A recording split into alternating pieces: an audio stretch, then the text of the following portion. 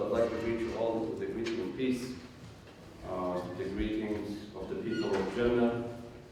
Assalamu alaikum wa rahmatullahi wa barakatuh.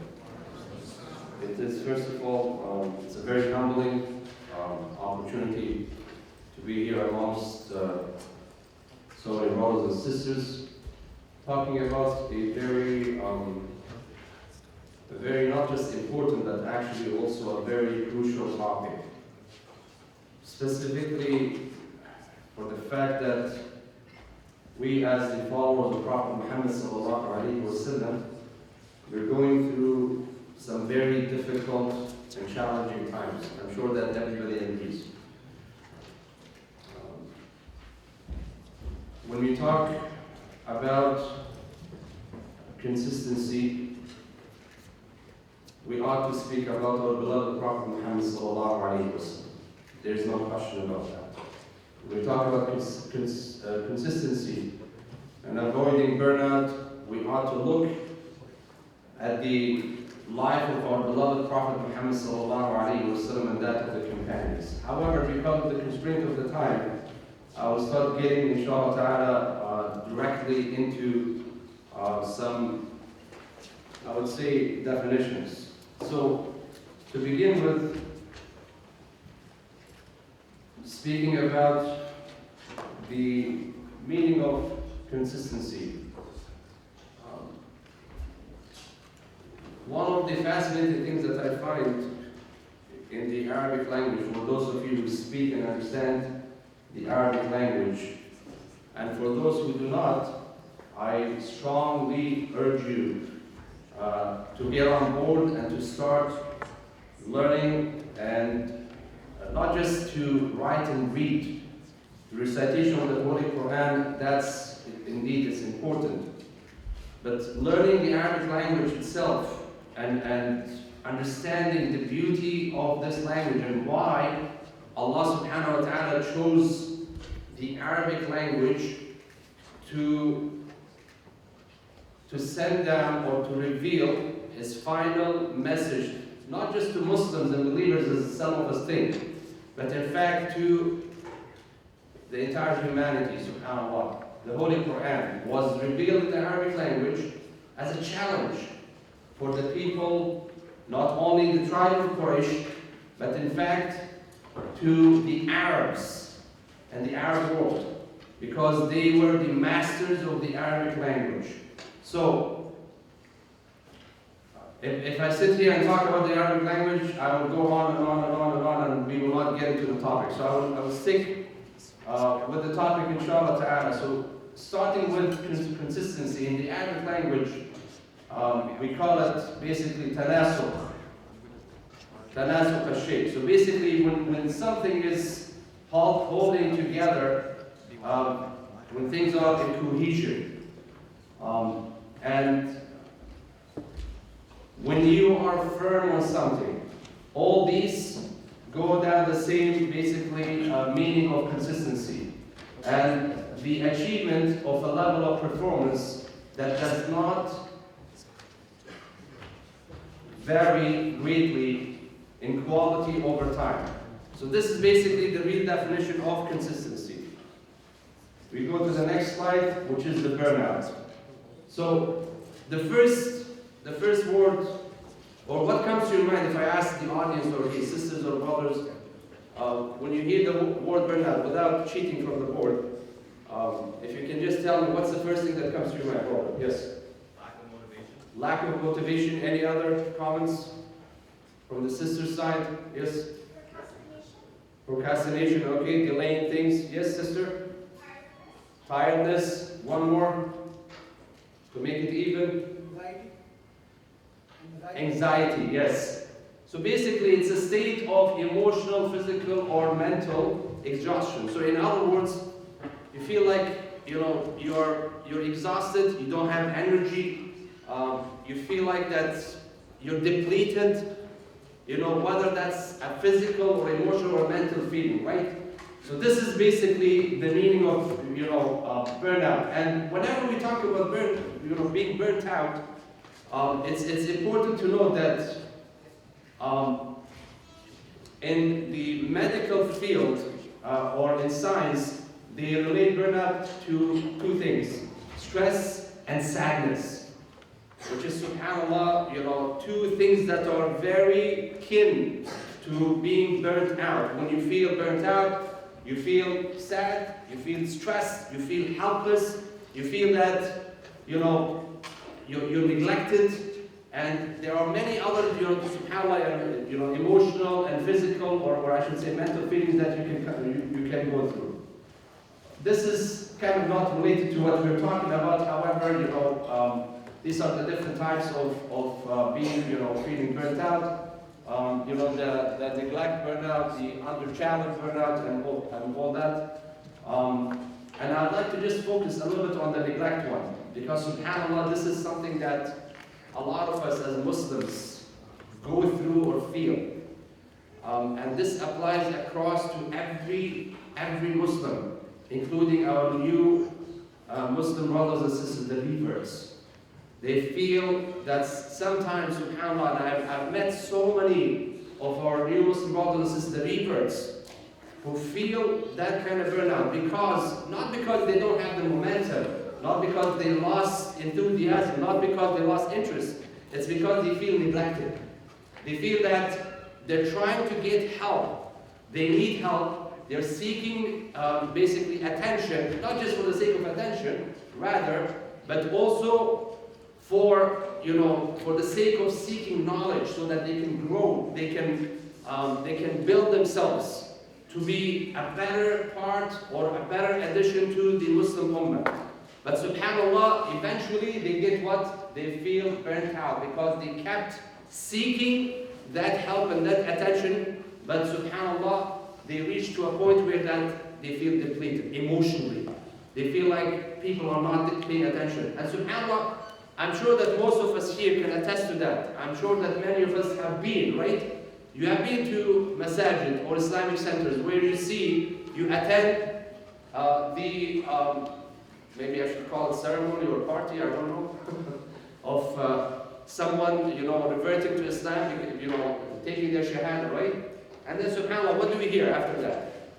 When the person is not taking their shahada, what do you hear? Come on, brothers and sisters. Takbir, exactly. Takbir, Allahu Akbar, your excitement. And then after that, what's next? Everybody gives hugs and kisses, of course, not for a sister or brother, but subhanAllah, one of the things that this is why people end up in this kind of burnout. It's because they feel neglected. There's no follow-up. There's no follow-up with these brothers and sisters. So, in our Islamic centers and in our masajid, we ought to basically build a better system to work and to help and to support not just only the new Muslims, but also the youngsters who are trying to find their way. We have a huge percentage of young Muslims in the society that we're living in. Those who are born here or those who came to Canada or to North America in their early stages of life, in their childhood. They came here as a toddler, as toddlers. And then subhanAllah, they are neglected. They feel emotionally depleted. They don't have of course the parents, subhanAllah, sometimes they're trying to make ends meet. They're trying their best, but there's that spiritual burnout is there amongst the youth as well. Not because they are doing so much, no, because they don't have the attention that they require. They don't have the guidance that they require. So eventually they're like, you know what? I'm done with this. I'm done with this. I cannot put any more emotional, mental energy towards this. We go to the next slide.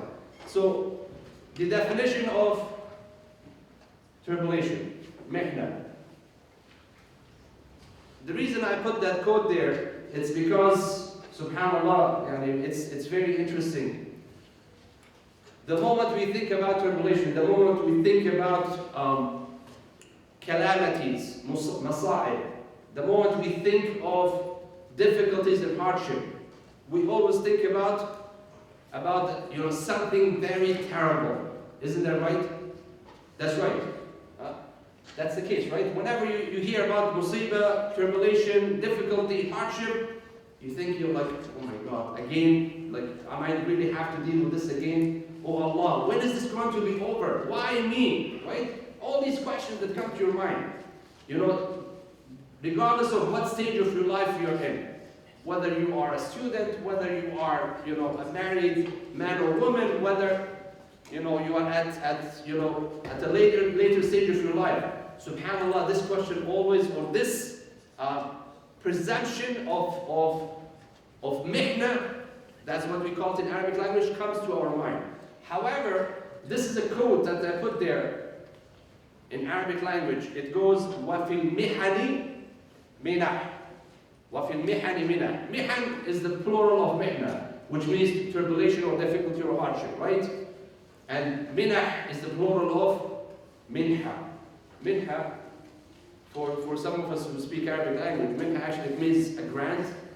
It also means a gift. Yani subhanallah, as if that we are invited, my brothers and sisters. We are asked, we are required, we are called by Allah subhanahu wa ta'ala to look into the calamities, the tribulations, the difficulties, the hardship, the struggles that we face in this life. We are invited to look into it in a deeper manner, with a higher level of what? Of thinking, of intellect, of submission to Allah subhanahu wa ta'ala. Why? Because of this.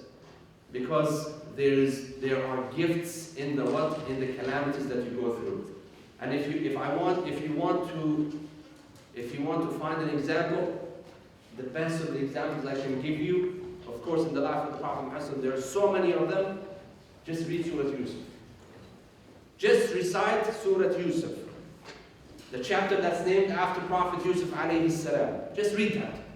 Read it and contemplate and ponder and go deep, and you will find the answer why is there gifts in the calamities. You'll find out that subhanallah, Allah subhanahu wa ta'ala put Yusuf alayhi salam since his childhood, since he was 7 or 8 years old, into tribulations, into challenges, into tests with his brothers, and the jealousy of the brothers, and the plot of the brothers, and then him being thrown into the well, and then after that, Allah subhanahu wa ta'ala tests him further. He is sold in the slave market.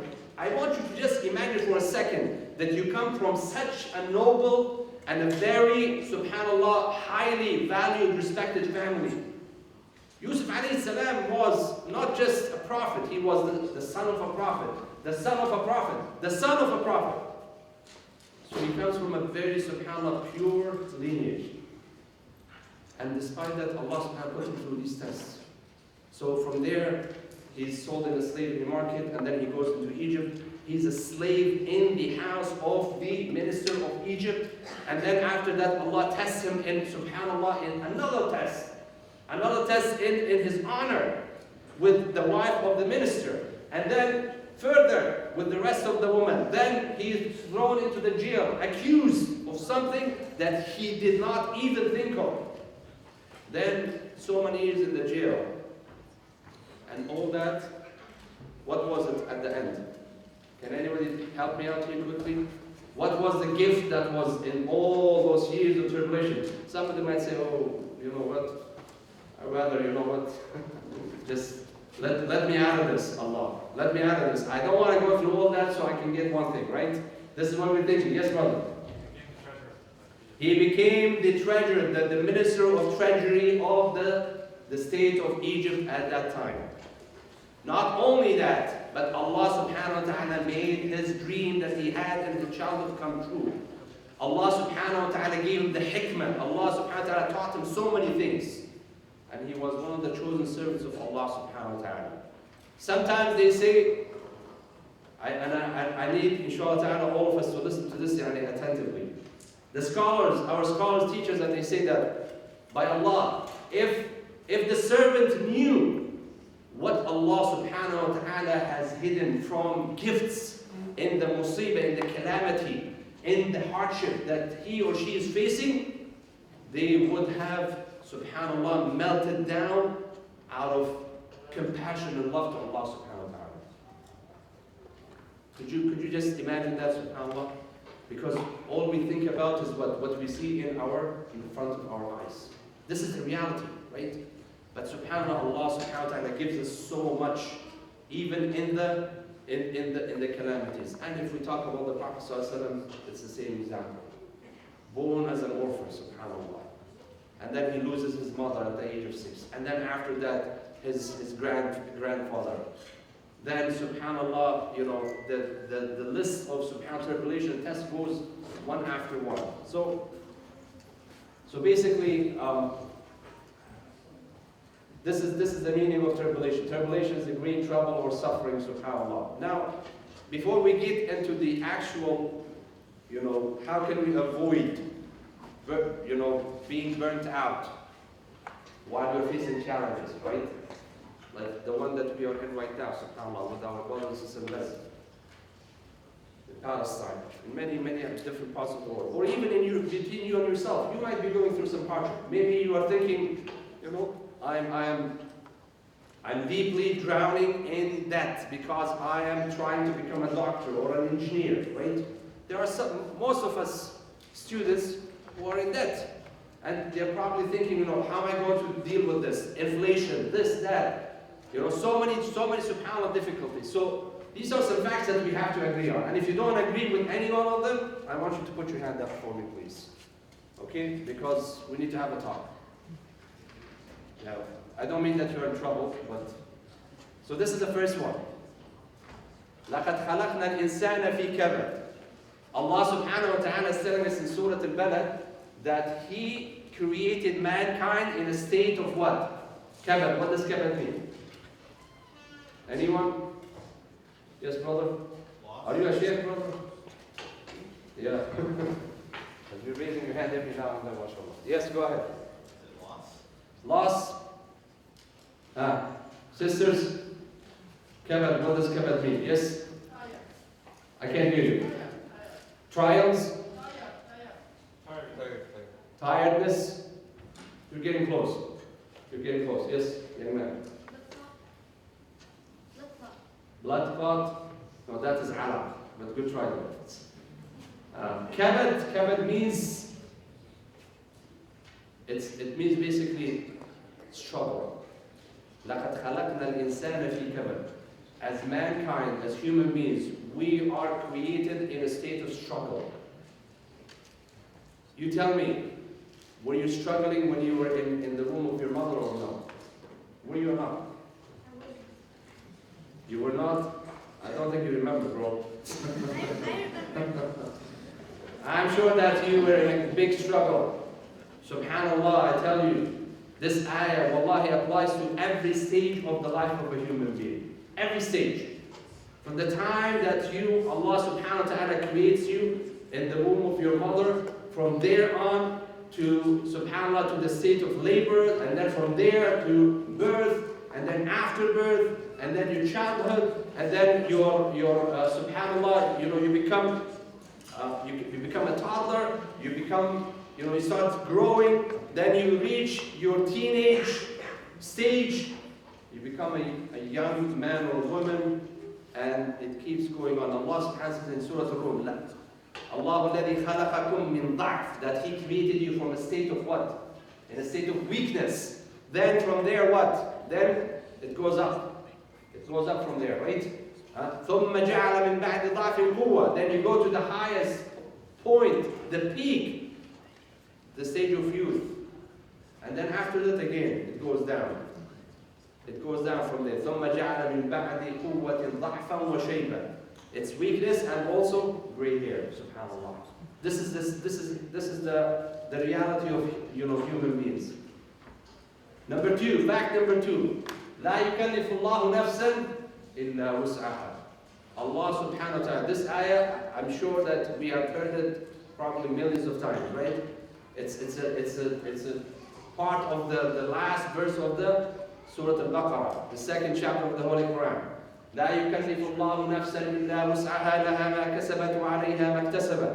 So Allah subhanahu wa ta'ala is telling you and I, because when we are going through hardship and difficulty and challenges and trials and tribulations, A lot of times we hear even Muslims saying that I cannot take this anymore.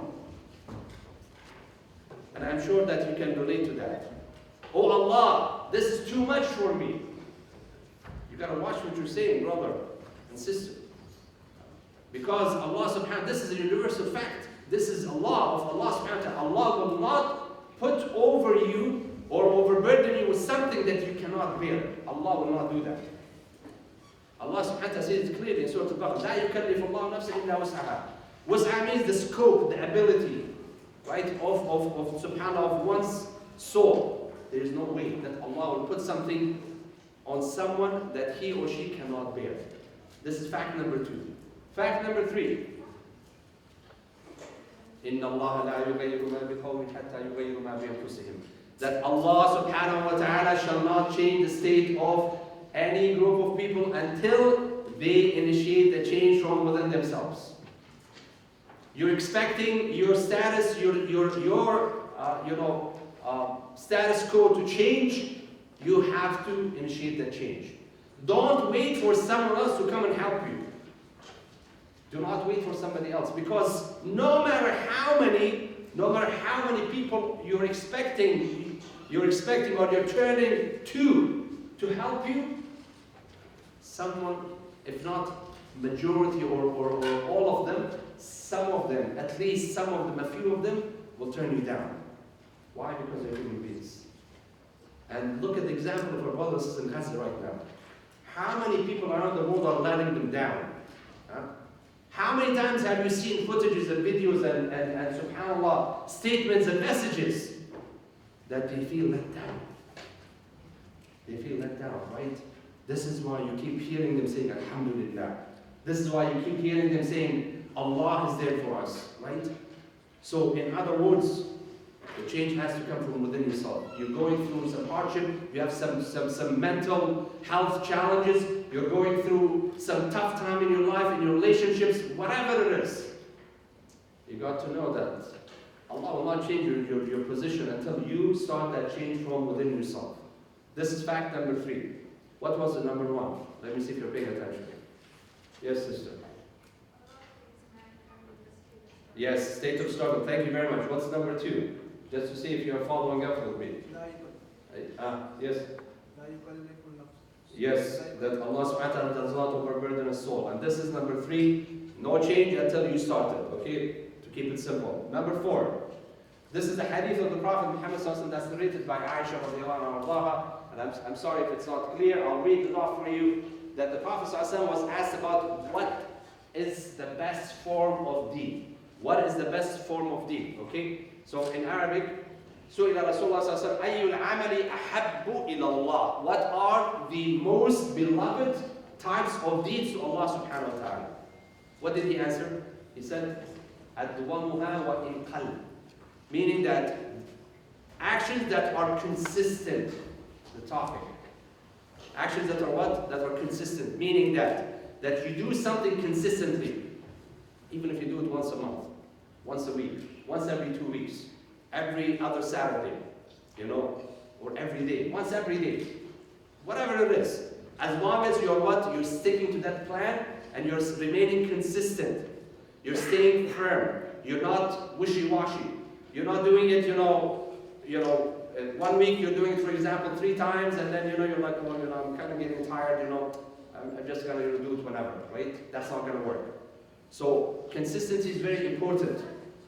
It's extremely important. This is why the Prophet Muhammad ﷺ is telling us here that a deed that is consistent is dear to Allah subhanahu wa ta'ala than the one that is what? That's not consistent.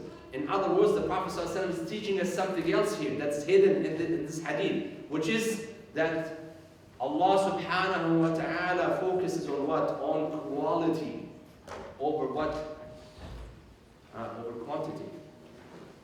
The quality of your deeds. That's what makes the difference.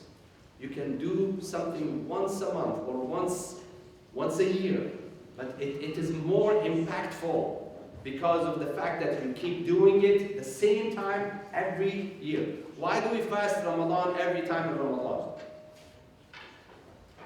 Why? Any answer? Because of what? Because it's hard? I can't hear you. Do you mind raising your voice a little bit? Sorry. I don't want to call Alexa and say, Alexa, your volume up. Let's go. Sister, can you raise your voice? I can hear you. Because it's ordained, we have to. Because of? It's ordained. It's ordained. Okay. So why is it ordained? My question is, why is it ordained in a specific time? Why do you pray 5 times a day in a specific time? Again, consistency, right?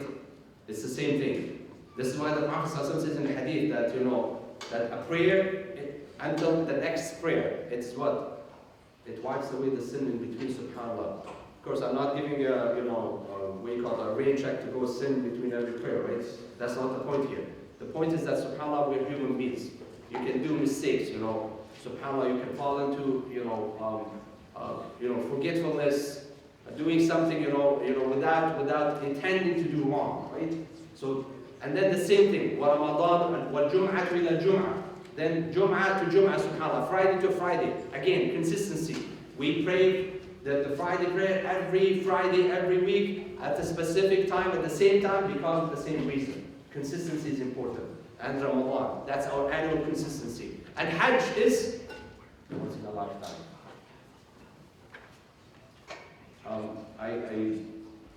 So basically, the statement, that's a wisdom. That slow and steady wins the race at the end of the day. That's a reality.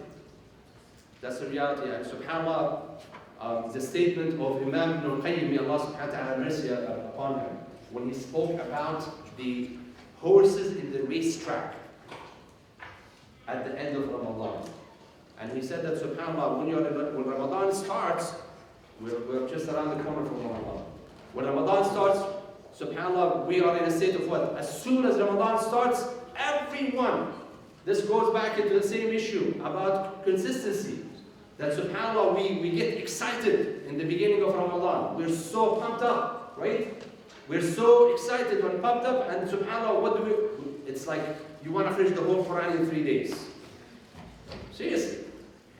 And then, first 10 days of Ramadan, we are making it. And then as soon as the second term hits, you feel that subhanAllah, the momentum is going down rather than going up. It's supposed to be the opposite.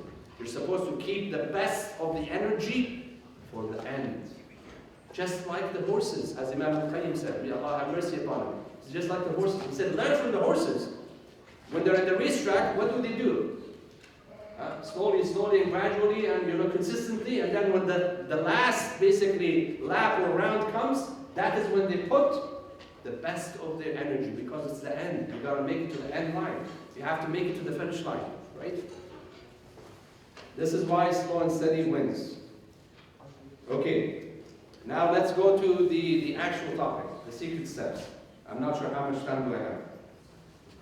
I just wanna, because I know we have time. Just want to make sure that I'm within the time, inshallah. When did I start? Anyway, I don't know. But then you keep track of time. So let's go, inshallah ta'ala, into the secret steps. So number 1, yaqeen. This is, subhanAllah, it's very, very important. It's very important. Secret number 1 is yaqeen, certainty and deep faith and confidence and trust in Allah subhanahu wa ta'ala. Without that, I tell you what, you will not last the calamities and the tribulations. And when I say yaqeen and certainty, it means that you are certain that whatever is happening in your life, whether you see it as something positive or negative, doesn't matter. That you submit to the fact, you have the yaqeen, you have the certainty that this is all from Allah subhanahu wa ta'ala. It's all from Allah subhanahu wa ta'ala. That everything is from Allah subhanahu wa ta'ala. Everything is decreed. You have to have that. He's in control. This is one of the most important things that subhanAllah, a lot of us sometimes, we question. We question, why me? Why not him? Why is it always me? And subhanAllah, this is I'm not sure, I'm not going to call it, like a secret giveaway, but I will call it a line of wisdom that you should keep it in your mind, my brothers and sisters. Whenever you face hardship, or if you are someone who is getting hit by tests and trials day after day, you're done with one musibah, one test, one trial, and you're going to the next one. By the time you finish, you're done with the first one, another one comes, another one comes. If you are that kind of person, you should thank Allah subhanahu wa ta'ala. You should thank Allah subhanahu wa ta'ala. Do you know why? Because that's a sign that Allah subhanahu wa ta'ala loves you. Allah subhanahu wa ta'ala wants to elevate your status. Because there's a hadith of the Prophet Muhammad sallallahu alaihi wasallam that وَمَا يَزَالُ الْبَلَاءُ بِالْمُؤْمِنِ وَيَزَالُ الْبَلَاءُ بِالْمُؤْمِنِ حَتَّى يَتْرُكَهُ يَمْشِي عَلى الْأَرْضِ مَا عَلَيْهِ مِنْ خَطِيئَةٍ. Subhanallah. Look at that. Allah subhanahu wa ta'ala loves you. Why? Because the difficulties and the hardship, of course, if you bear with patience, they're a cleansing mechanism. They're cleansing you. They're polishing you. They are making your status higher and higher, subhanAllah. You're drawing closer to Allah subhanahu wa ta'ala. And as such are the prophets and messengers. أَشَدُّ النَّاسِ بَلَاءً. The most people who are tried and tested are the prophets and the messengers. So this is number one, yaqeen. Number two, ubudiyya. Submissiveness to Allah subhanahu wa ta'ala. That is based on secret number one, or fact number one. Okay, or tool number one, which is the yaqeen. That once you are certain that everything is from Allah, what choice do you have? Tell me. Brothers, stop talking. Sorry. What choice do you have? Once you are certain that this is all from Allah, tell me, what are your choices, what are your options? Yes, brother. Follow His commands. Follow His commands. Follow His commands, okay. Any other options do you have? What other option do you have? Yes, sister. Go to struggle with confidence. Okay. So in other words, you are submitting to Allah subhanahu wa ta'ala, right? This is the end of the what do you call it? The end of the problem. That you show your servitude to Allah subhanahu wa ta'ala, and you say, oh Allah, I submit that this is from you.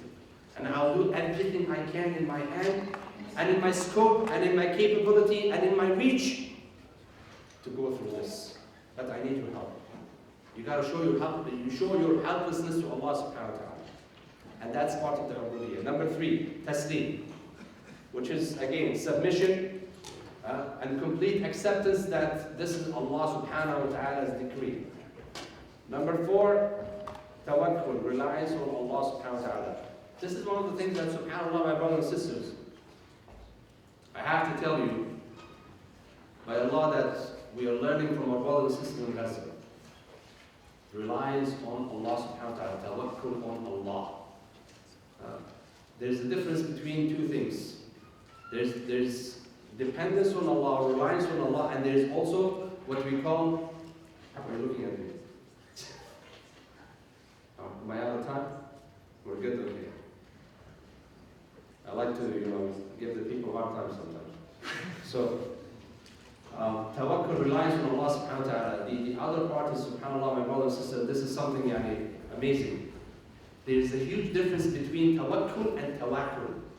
Tawakkul is basically that you become dependent on the causes or the reasons, the means, right? You're like, yeah, I have this, I have a car, so I'll get to my destination. Yeah, that's means. But if you do not put your tawakkul on Allah subhanahu wa ta'ala, part of the tawakkul is that you take every mean that Allah has provided for you to achieve what you want to achieve. But do not depend on the cause, but depend on the causer of the cause. I'm not trying to make you get lost here. It's very technical, right? It's very technical. Meaning that do not depend on the causes, on the means, depend on Allah subhanahu wa ta'ala. And your dependence on Allah requires you to take every mean that's available. Yani look at the Prophet Muhammad sallallahu alaihi wasallam here. A very simple example to make this closer to our mind. The Prophet Muhammad sallallahu alaihi wasallam, when he was migrating from Mecca to Medina, right? Couldn't Muhammad sallallahu alaihi wasallam, and people ask this question actually, why didn't Muhammad sallallahu alaihi wasallam leave Mecca to Medina exactly the way that Umar ibn Khattab radiallahu anhu left? He went out publicly and he challenged Quraysh right in front of the Kaaba, and he said, whoever wants his mother to lose him, let him meet me behind this valley. In other words, he is basically leaving Mecca. You know, he announced his migration from Mecca to Medina. He challenged the Meccans, the Quraysh, to stop him. Why the Prophet Muhammad sallallahu alaihi wasallam didn't do that? Why didn't he? Why didn't Muhammad sallallahu alaihi wasallam do what Umar did? Does that mean that the Prophet sallallahu alaihi wasallam was not as brave? Did Muhammad sallallahu alaihi wasallam, was Muhammad sallallahu alaihi wasallam, you know, subhanallah, and lacking confidence or courage? Or can we even say that wasn't Allah subhanahu wa ta'ala with the Prophet Muhammad sallallahu alaihi wasallam? No. The Prophet Muhammad sallallahu alaihi wasallam didn't do what Umar did for two main reasons. Number one, because he is the leader and he is a teacher. He's an example. لَقَدْ كَانَ لَكُمْ فِي رَسُولِ اللَّهِ أُسْوَةٌ حَسَنَةٌ. If the Prophet sallallahu alaihi wasallam did what Umar ibn Khattab did, every Muslim would have done the same thing. They would have neglected the means and the asbab. But the Prophet sallallahu alaihi wasallam didn't do that. He did the opposite. He made sure that his leaving from Mecca to Medina is what is done in subhanallah in a very planned, sophisticated manner that nobody knows about it. He asked Ali ibn Abi Talib to come and sleep in his bed, and he made a plan with Abu Bakr radiallahu anhu. They purchased the camels for their journey, and also there was a plan to go and stay somewhere in the cave for 3 nights. And on top of that, he hired a guide who knew the path, who knew the geography of the area. He hired the GPS. This is what the Prophet ﷺ did. He took all these means for what? So he can reach safely to his destination. Because he is Muhammad ﷺ, he's our teacher. So that is tawakkul. What the Prophet ﷺ did is tawakkul. And we cannot say that Umar did not do tawakkul. No, he did, but he did it in a different way. But the Prophet ﷺ is the example, is the role model. That's why he didn't do it. That's why he had to be, subhanAllah, and he does everything in an exemplary manner. Secret number 5, taqwa. If you don't have taqwa, you're not conscious of Allah subhanahu wa ta'ala, then guess what? You will get burnt out no matter what. You will get burnt out. You're not conscious of Allah subhanahu wa ta'ala. You're not aware of Allah subhanahu wa ta'ala. You are not watching Allah subhanahu wa ta'ala in everything that you say, everything that you think of, everything that you're acting upon. Then you have to know that you are destined to what? To burn out, and to basically to giving up eventually. Rida. Yani subhanallah, one of the most beautiful things. Al-qana'a wa rida tam bi-ahdath al-hayat. That you are subhanallah, yani you're pleased with Allah. Have you heard of that statement? Warning, 10 minutes, there you go. Thank you. Yeah, I'm almost done, inshallah. Secret.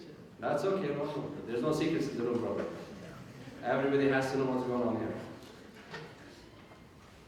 Does anybody know how to be pleased with Allah? That's my question for you. Here you go.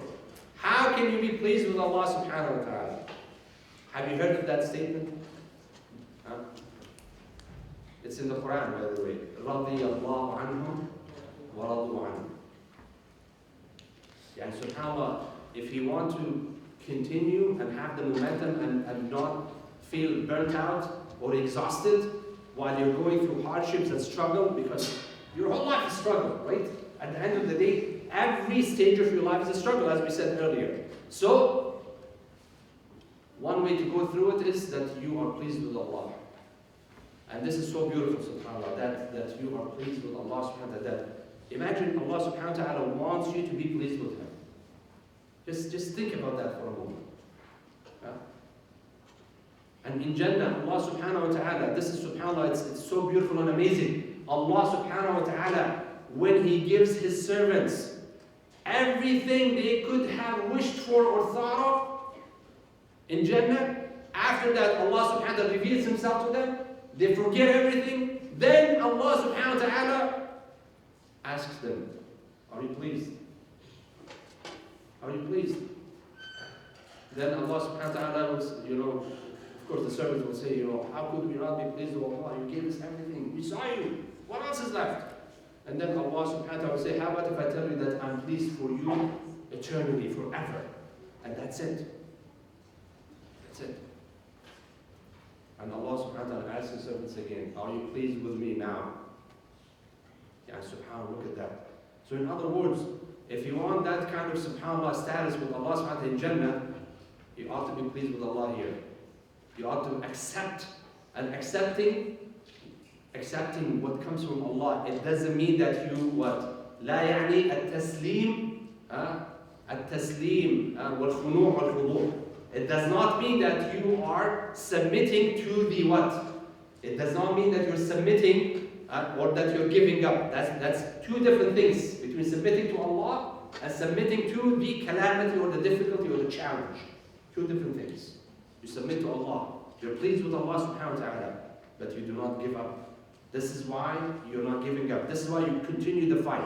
This is why you continue going. This is why you do not basically, let go. You continue your struggle. Because you want, at the end of the day, Allah subhanahu wa ta'ala to be pleased with you. That's your goal. Number 7, the love of Allah subhanahu wa ta'ala and His creation. And subhanAllah, if you don't love Allah, how could you even go through this life, right?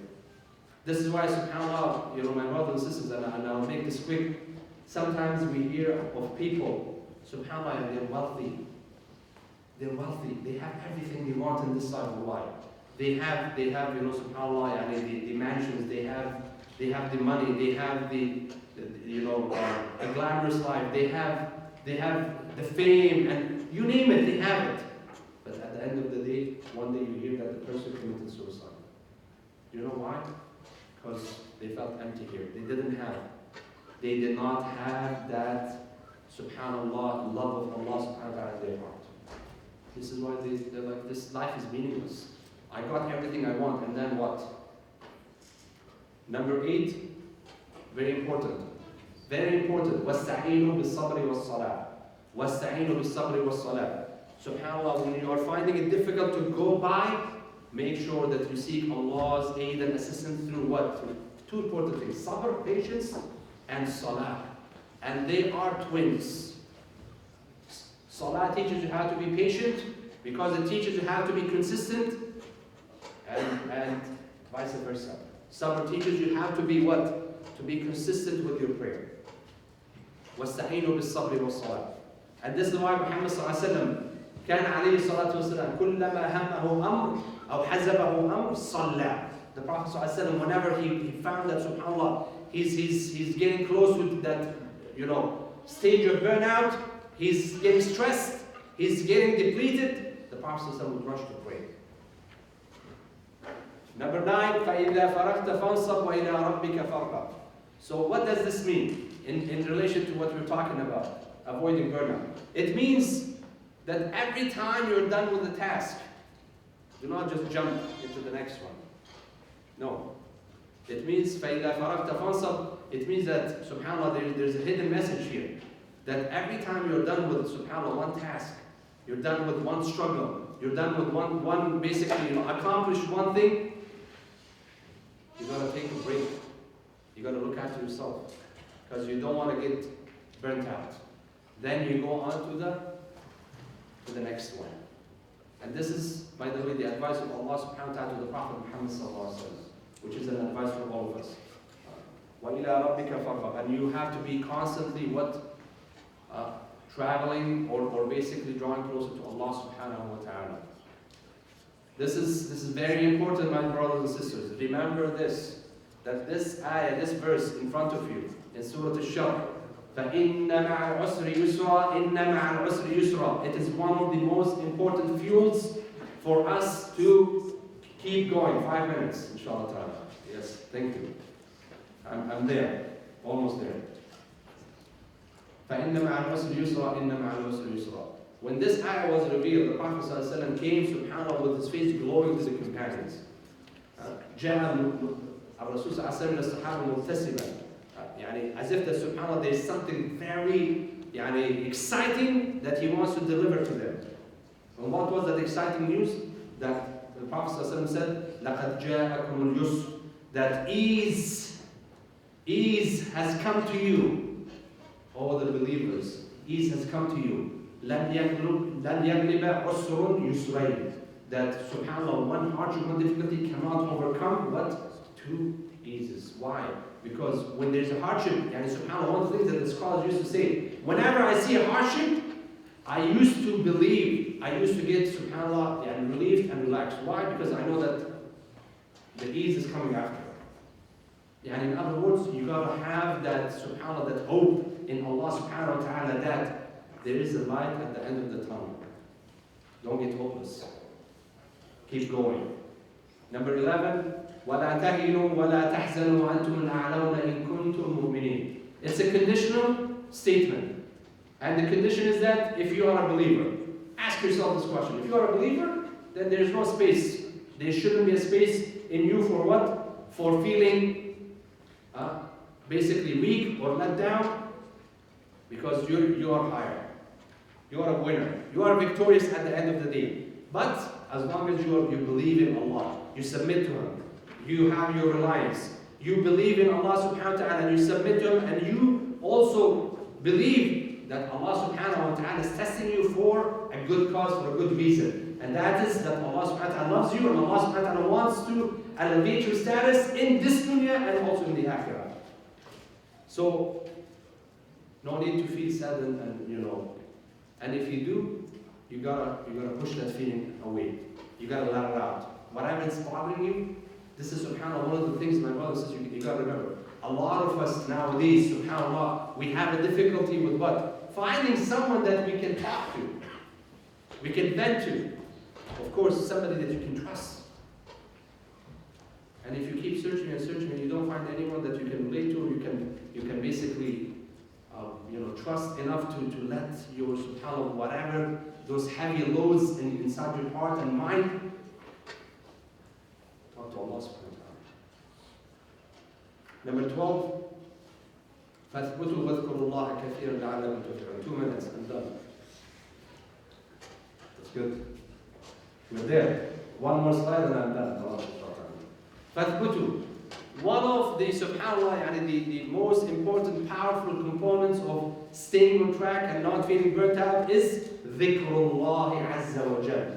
The remembrance of Allah. That you keep your tongue moist with the remembrance of Allah subhanahu wa ta'ala. Because Allah subhanahu wa ta'ala revealed this verse in what? In relation to the battlefield.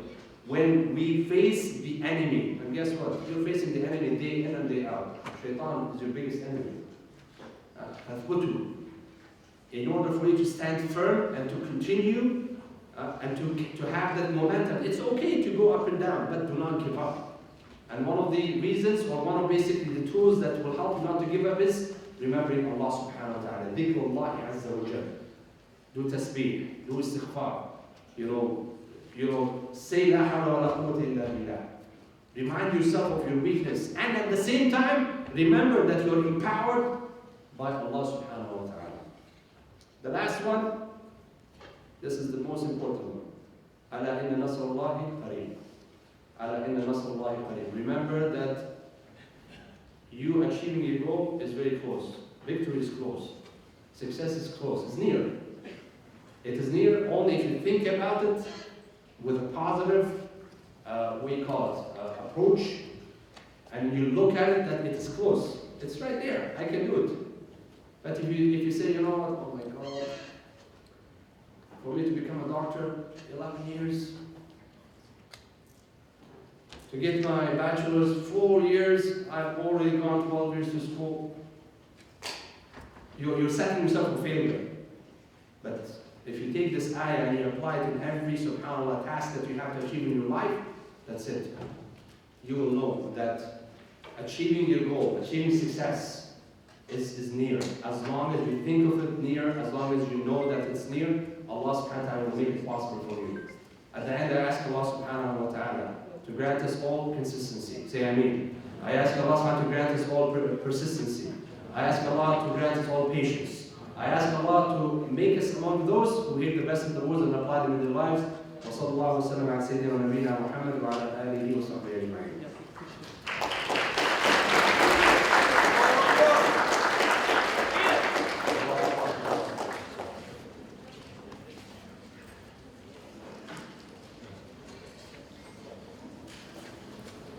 I believe there are some questions that we have to answer, so inshallah you can bear with us. Jazakallah khair, Sheikh Tora, for the beautiful lecture. So inshallah we are opening the floor for questions through the form. So please make sure you scan the form and write any questions that you have, inshallah. We will not be doing floor questions by hand, but if you do have a question and you don't answer it, feel free to meet Sheikh Tora after and ask him in person.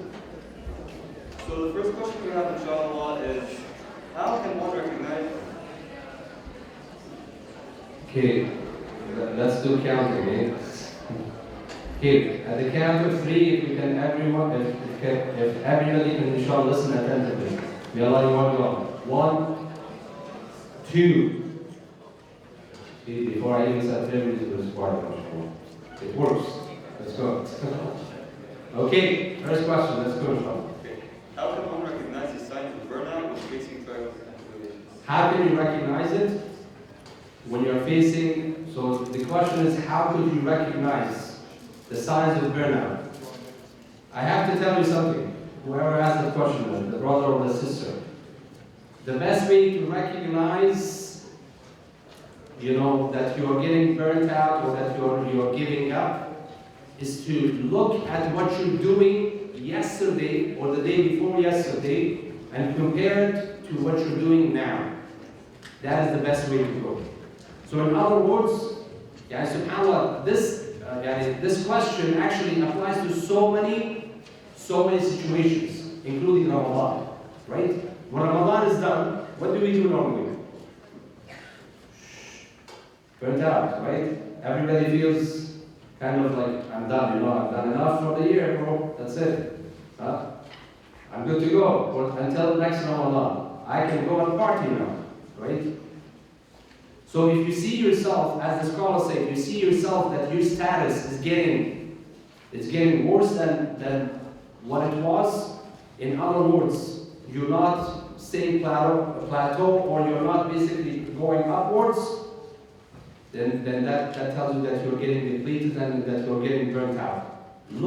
Compare between what you were doing then and now. That's how you find out the trouble. Right, So the next question is, how can individuals balance between patience and enduring hardships and the need to seek support for burnout? How can you balance between patience In the hardship. and And the need to seek support for burnout. Okay. So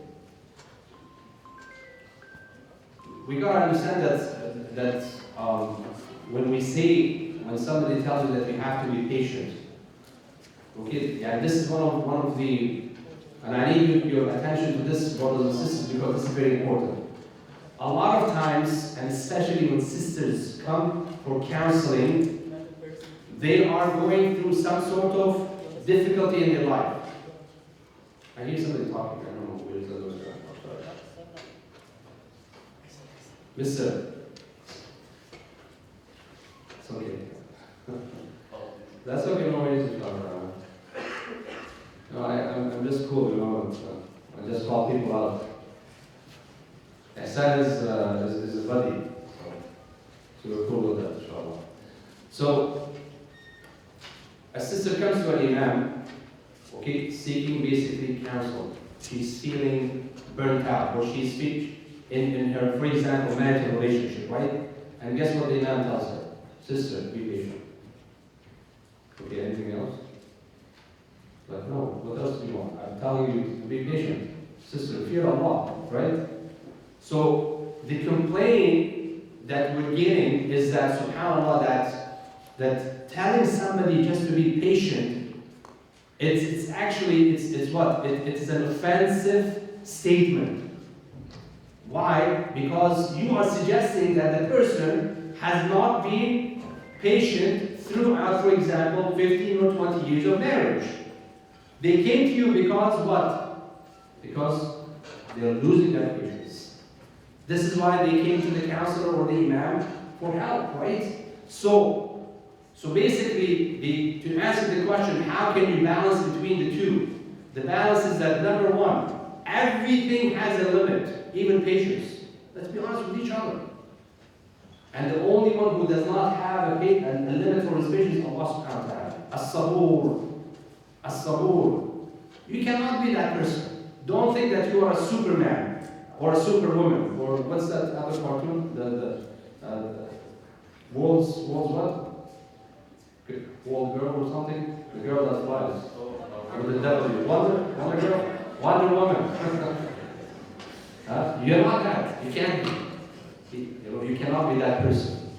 So in other words, if you want to balance it, you got to make sure that you, subhanAllah, you take a pause. It's okay to take a pause, to take a break. Take a break, even from your marital relationship. Yes, you can take a break. There is something called, subhanAllah, giving each other what? A personal space. A lot of our brothers, including me, I don't know what that is. What is personal space? You're my wife. You got to put me here. All the time. 24/7. I have to see you. She disappears for a moment. Where are you? You know, that creates a lot of pressure and stress, right? So learning also, one of the ways to balance it is, subhanAllah, learn how to give space not only for others but also for yourself, subhanAllah. Give yourself a break. That's one way to try to balance it so that you don't feel depleted and burned out. Jazakallah khair. Sorry, I talked too much. The final question, inshallah, is there still reward for the tribulation that you put yourself in? We're going to combine this with another question too, where it says, when do you know, or how do you know that this is a test from Allah, or is a self-inflicted, trial due to something like that? Okay. So you're saying that is there okay. So I'm gonna read an ayah to answer the question. The ayah says, ما أصاب من مصيبة في الأرض ولا في أنفسكم إلا في كتاب من قبل أن نبرأها. That's ayah number 1. That there is not a calamity or a trial or tribulation that takes place in earth, but it is already what? Written. Written, it does not mean that it is imposed upon you. Okay? This is 1. Number 2, ما أصابكم من مصيبة فبما what? كسبت أيديكم. There are some tribulations, as the brother mentioned here, that it's because of our own, the earning of our own hands. Yani we are the one who got ourselves in that trouble, right? So to answer the question, is there a reward for it? Well, guess what? Allah subhanahu wa ta'ala is the most generous. He's the most giving. He's the most merciful. He's the most forgiving. The Prophet Muhammad said in the hadith, عَجَبًا لِأَمْرِ الْمُؤْمِنِ إِنَّ أَمْرَهُ كُلَّهُ لَهُ خَيْرٌ. Amazing is the matter of the believer, that everything that happens in his life, as long as you're a believer, remember that's a condition. You believe in Allah, you submit to Him, you rely on Him, you trust Him. Everything happens in life, it's khair. As long as you accept it that way. As long as you think of Allah subhanahu wa ta'ala positively, then it's khair for you. إن أصابته ضراء الصبر فكان خير له. If a calamity befalls you and you're patient, there's a reward for it. Doesn't matter if you caused it or someone else caused it. Doesn't matter if Allah is just putting you through tests. It's all tests. There's a reward for you as long as you bear with what? With patience, sabr, submission, accepting that this is your fate and destiny. But it does not mean what? It does not mean surrendering to the problem. You cannot say, Wallahi, I have a mental health issue, I can't get out of it. I have to basically,